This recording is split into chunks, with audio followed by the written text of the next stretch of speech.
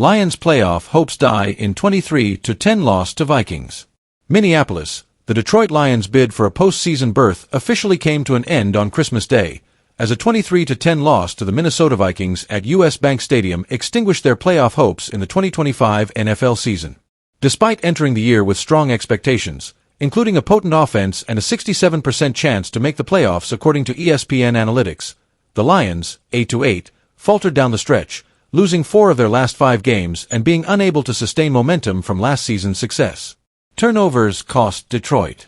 Quarterback Jared Goff struggled under pressure and was a focal point of Minnesota's defensive attack.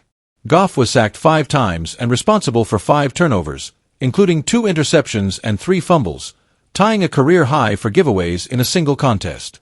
Detroit's 6 total turnovers marked a season high, a stark departure from earlier in the season when the Lions entered Week 17 with the fewest turnovers in the NFL. Lions right tackle Penei Sewell acknowledged the Vikings' performance, saying, "At the end of the day, you've got to tip your hat off to them. They had a good game plan, and we weren't ready." Frustration and reflection. Following the loss, Goff summed up the Lions' playoff elimination with unfiltered honesty. "It sucks. We'll reflect on the whole season after next week, but yeah, it sucks." Head coach Dan Campbell echoed the disappointment and pledged that the organization will use this setback as a catalyst for evaluation and improvement. "I'm going to be looking at a lot of things because I do not like being home for the playoffs," Campbell said, stressing accountability at all levels of the team. Injuries and offensive struggles. Detroit's offensive line was hampered by the absence of starting left tackle Taylor Decker, who was ruled out due to illness.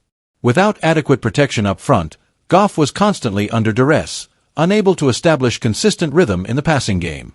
The Lions' lone touchdown came on a 19-play scoring drive late in the second quarter, capped by a 4-yard touchdown pass from Goff to rookie wide receiver Isaac Taslaw. Looking ahead, Detroit's season will conclude with a final game against the Chicago Bears, but the disappointment of missing the playoffs after high expectations looms large.